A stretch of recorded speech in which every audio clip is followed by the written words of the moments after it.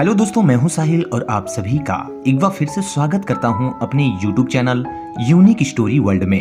दोस्तों, आज की इस वीडियो में हम आपके लिए लेकर आए हैं एक अनोखी कहानी जिसका नाम है बहू हो तो ऐसी। तो चलिए दोस्तों, आपका ज्यादा समय ना लेते हुए इस कहानी को शुरू करते हैं। बहुत समय पहले की बात है। साकेत नगर में एक सेठ अपने परिवार के साथ रहता था। उसके 3 बेटे थे और उन तीनों का विवाह हो चुका था। सेठ के तीनों बेटे और उसकी 2 बड़ी बहुएं साधारण बुद्धि के थे, लेकिन उसकी जो छोटी बहू थी जिसका नाम तेजल था, वह बहुत ही चतुर और बुद्धिमान थी। इसलिए सेठ को अपनी छोटी बहू पर बड़ा भरोसा था। एक बार साकेत नगर का राजा सेठ से किसी बात पर नाराज हो गया, अतः उसने सेठ और उसके पूरे परिवार को उस राज्य से निकलने की सजा दे दी और यह आदेश दिया कि राज्य को छोड़ते समय वे अपने घर से कुछ भी लेकर नहीं जा सकते, सिवाय अपने शरीर पर पहने हुए वस्त्र और आभूषण के। सेठ ऐसी आज्ञा सुनकर बहुत दुखी हुआ, पर राजा की आज्ञा मानने के अलावा उसके पास और कोई चारा भी नहीं था। घर से निकलते समय छोटी बहू ने राजा के सिपाहियों से पूछा कि क्या वह रास्ते में खाने के लिए कुछ रोटियां बना सकती है। राजा के सिपाहियों को इस बात पर कोई एतराज नहीं था, अतः उन्होंने उसे इसकी आज्ञा दे दी। अब तेजल ने जब रोटियों के लिए आटा गूथा तो उसने उस आटे में 4 बहुमूल्य हीरे छिपा दिए। फिर उस आटे की रोटियां बनाई और राजा के सिपाहियों को दिखाई। सिपाहियों ने रोटियां ले जाने दी। तेजल ने उन रोटियों को एक पोटली में बांध ली। अब सेठ का पूरा परिवार अपना घर छोड़कर अपनी यात्रा पर निकल गया। सारा दिन चलने के बाद वे लोग एक नगर में पहुंचे। अब तक रात हो गई थी, अतः सेठ के परिवार ने एक धर्मशाला में अपना डेरा डाला और खा पी कर सो गए। सुबह हुई तो सेठ ने कहा, जो कुछ गहने सबके शरीर पर हैं वह सब दे दो, जिससे उन्हें बेचकर कुछ खाने पीने का सामान और पहनने के लिए कपड़े आदि खरीदे जाएं। पिताजी, आपको गहने बेचने की कोई आवश्यकता नहीं है। ये हीरे लीजिए और इसे बेचकर खाने पीने का सामान भी खरीदिए और व्यापार भी शुरू करिए। तेजल ने एक हीरे सेठ को देते हुए कहा। सेठ ने जब हीरे देखे तो वह अपनी छोटी बहू की चतुराई की खूब प्रशंसा की और हीरे लेकर बाजार की तरफ चल दिया। ये बहुत ही कीमती हीरे हैं, इसका मूल्य तो कोई बड़ा जौहरी ही दे सकता है, सेठ ने सोचा। अतः वह हीरे लेकर सबसे बड़े जौहरी की दुकान पर पहुंचा और जौहरी को हीरा दिखाया। हीरे को देखते ही जौहरी की आंखों में चमक आ गई।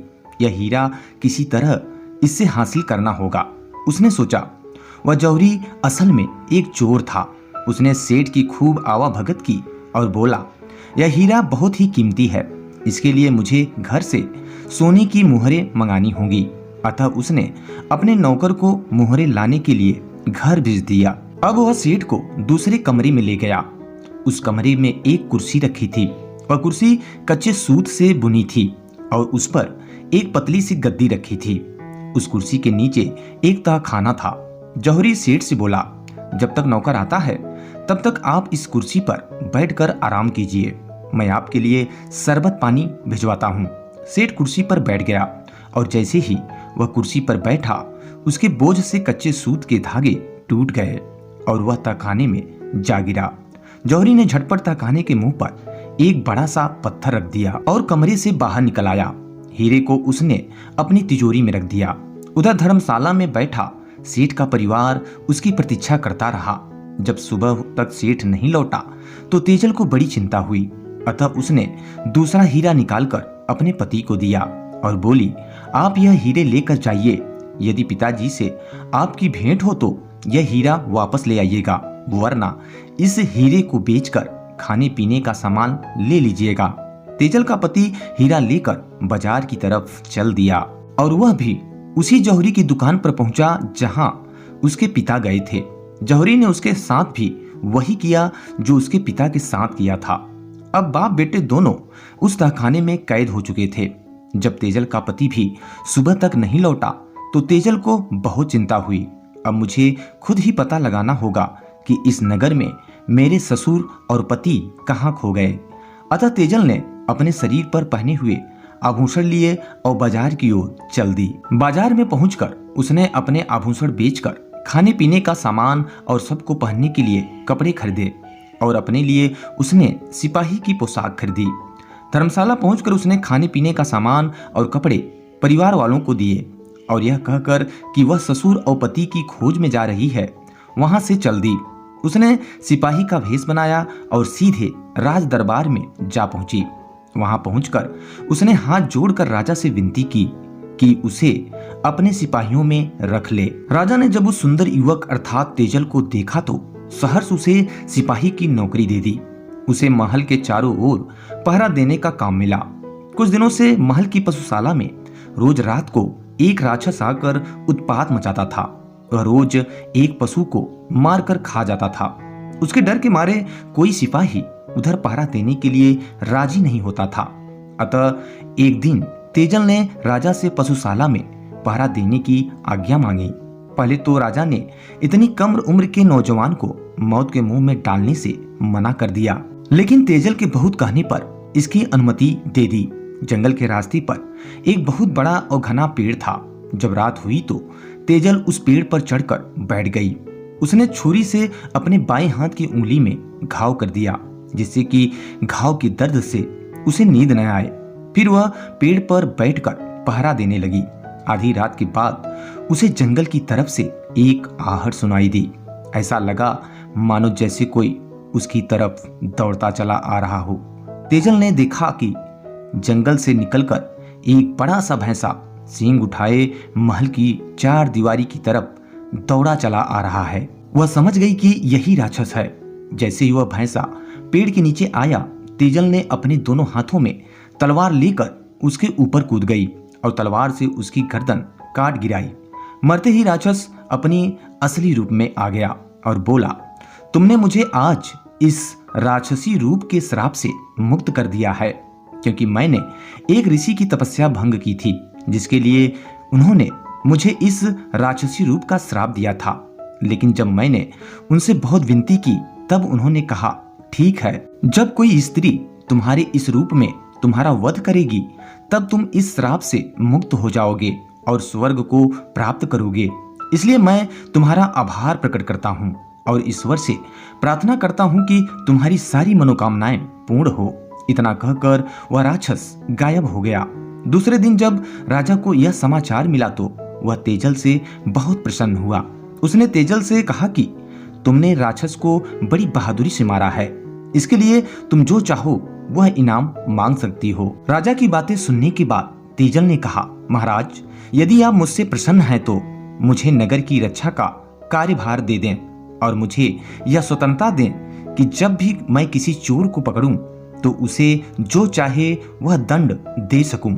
राजा को इस नौजवान की बहादुरी और समझदारी पर पूरा भरोसा था, अतः उसने तेजल को नगर का कोतवाल बना दिया। अब तेजल अपने पति और ससुर की खोज में निकली। मेरे ससुर बहुत योग्य व्यापारी थे। वे उस बहुमूल्य हीरे को लेकर जरूर शहर के सबसे बड़े जौहरी के पास ही गए होंगे, वह सोची। इसलिए मुझे भी सबसे पहले वहीं जाना चाहिए और मुझे पूरा विश्वास है कि जौहरी को मेरे पति व ससुर के बारे में जरूर पता होगा। अतः तेजल जौहरी की दुकान पर पहुंची। जौहरी ने जब नगर के कोतवाल को अपनी दुकान पर देखा तो वह झटपट उनकी खातिरदारी में लग गया। अहो भाग्य हमारे जो आप हमारी दुकान पर पधारे, बताइए मैं आपकी क्या सेवा कर सकता हूँ। उसने हाथ जोड़कर पूछा। हमारी राजकुमारी का शीघ्र विवाह होने वाला है, अतः महाराज अपनी बेटी के लिए एक बहुत ही सुंदर हीरे से जड़ा हुआ आभूषण बनवाना चाहते हैं। अतः आप मुझे बढ़िया से बढ़िया हीरे से जड़े हुए आभूषण दिखलाइए। तेजल जो कोतवाल की भेष में थी वह बोली। जौहरी ने उससे अनेक हीरे से जड़े आभूषण दिखाए, पर तेजल को कुछ भी पसंद नहीं आया। ये सब आप क्या दिखा रहे हैं? कोई ऐसा बहुमूल्य हीरा दिखाइए जो राजकुमारी के पद के अनुरूप हो। तेजल बोली। अब जौहरी ने तिजोरी खोली और उसके अंदर से वही हीरा निकाला जो उसने सेठ से धोखे से हासिल किया था। उस हीरे को देखते ही तेजल पहचान गई कि यह वही हीरा है जो उसके ससुर लेकर बाजार गए थे। सिपाहियों, पकड़ लो इसे, यह कोई जौहरी नहीं बल्कि बहुत बड़ा चोर है। तेजल ने आज्ञा दी। जल्दी बताओ, जिस सेठ से तुमने यह हीरा छीना है उसे कहाँ रखा है? मैं किसी शेर को नहीं जानता और यह हीरा मेरा है। जौहरी बोला, ठीक है, अगर तुम सच नहीं बोलते तो मैं तुम्हारा सिर अभी धड़ से अलग करता हूँ। मुझे महाराज ने पूरी छूट दी है, अतः मैं अपराधी को जो चाहे वह दंड दे सकती हूँ। इतना कहकर तेजल ने तलवार निकाली। अब जौहरी घबराया, लगता है कोतवाल को सब पता है, उसने सोचा। अतः वह दुकान के बाहर भागने लगा। तब सिपाहियों ने उसे तुरंत पकड़ लिया और रस्सी से बांध दिया। तेजल दुकान की तलाशी लेने लगी कि तभी उसे दूसरे कमरे में बड़ा सा पत्थर दिखाई दिया। उसने सिपाहियों से पत्थर हटाने के लिए कहा और जब पत्थर हटाया गया तो तहखाने में सेठ और उसका बेटा अधमरी हालत में पड़े थे। तेजल सबको लेकर दरबार में पहुंची और राजा को सब कुछ बताया। मेरे नगर का सबसे बड़ा जौहरी चोर है। यह जानने के बाद राजा के क्रोध का ठिकाना नहीं था, अतः उसने फौरन उसे कारागार में डलवा दिया। राजा अपने इस युवक कोतवाल की वीरता और बुद्धिमत्ता से बहुत प्रभावित हुआ, अतः उसने सोचा कि इस वीर युवक को तो मेरा दामाद होना चाहिए। अतः उसने अपनी पुत्री के विवाह का प्रस्ताव तेजल के सामने रखा। महाराज, मैं ऐसा नहीं कर सकता, मुझे क्षमा करें, तेजल ने कहा। और उसके बाद तेजल ने अपना सिपाही का भेष उतारा और अपने असली रूप में आ गई। फिर हाथ जोड़कर राजा के पैरों में गिरकर उसने बताया कि किस तरह उसने सिपाही का भेष अपने ससुर और पति का पता लगाने के लिए धारण किया था। तेजल की बातें सुनने के बाद राजा उसकी साहस और बुद्धिमत्ता पर आश्चर्यचकित रह गया। उसने न केवल तेजल को क्षमा कर दिया बल्कि उसके ससुर को नगर में व्यापार करने की स्वतंत्रता भी दी। तो दोस्तों, इस वीडियो में बस इतना ही। उम्मीद करते हैं ये कहानी आपको पसंद आई होगी। अगर दोस्तों कहानी पसंद आई हो तो इसे लाइक करें और चैनल पे पहली बार विजिट कर रहे हैं तो सब्सक्राइब कर लें और बेल आइकन को जरूर प्रेस कर लें ताकि हमारे द्वारा अपलोड किए हुए लेटेस्ट वीडियो का नोटिफिकेशन आपको सबसे पहले मिल सके। तो चलिए दोस्तों, मिलते हैं नेक्स्ट वीडियो में कुछ ऐसे ही इंटरेस्टिंग और अनोखी कहानियों के साथ। तब तक के लिए दीजिए इजाजत। Bye bye, take care and Jai Hind.